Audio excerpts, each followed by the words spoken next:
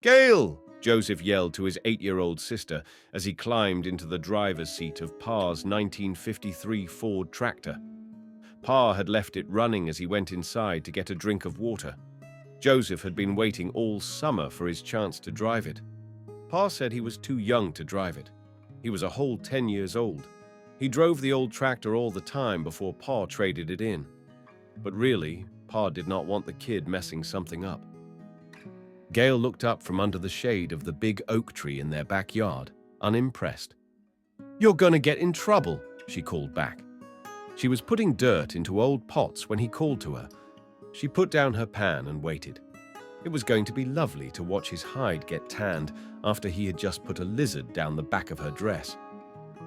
Joseph looks around the tractor for a moment, trying to orient himself with it.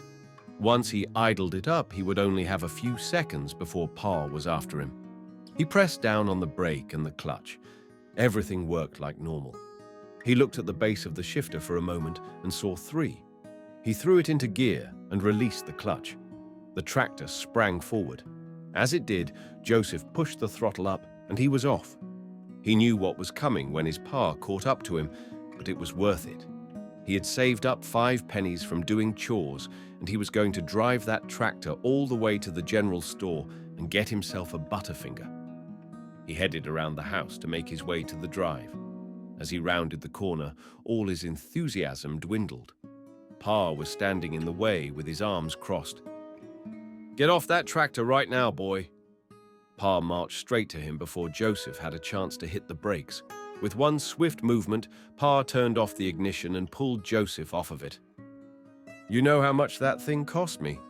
Joseph clenched his butt cheeks, waiting for the whacks. "Half a year's pay." From the front door, Mum came out. "Get in the car. We are going to be late picking up your brother." Mum yelled out to the two. Pa released him. Perfect timing. There was no time for the whipping he thought he was going to get. "Gail! Where are you?" Gail popped out from beside the house. She had been waiting to see how much trouble Joseph was going to get into. "He's not getting any trouble." "I will worry about him later," Pa tells her as all of them get into their 1948 Ford Coupe. Donald was the oldest of the 3 kids at 15. He was made to get a job on his 15th birthday. He had been working at the auto parts store for a few months now. His name was Donald, but Joseph called him Duck. "Can we stop at the store after we pick up Duck?" Joseph proposes to his parents. "Why do you need to go to the store?" Pa asks. "I've got 5 cents. I was going to get a candy bar." "Is that why you took my tractor? To get some sweets?"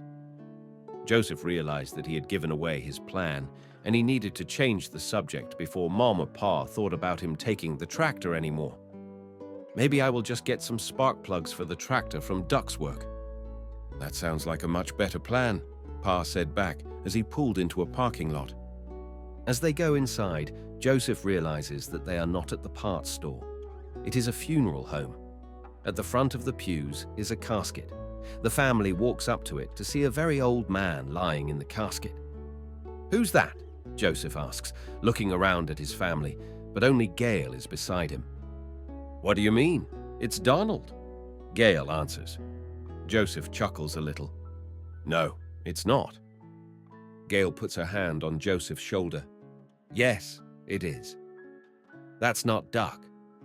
He looks back at Gail, but an elderly woman stands in her place. He looks back at the man in the casket and notices his own hands have wrinkles and age spots on them. Suddenly, scattered memories from a lifetime rush through his head. Confused, he looks back at the man and recognizes his brother.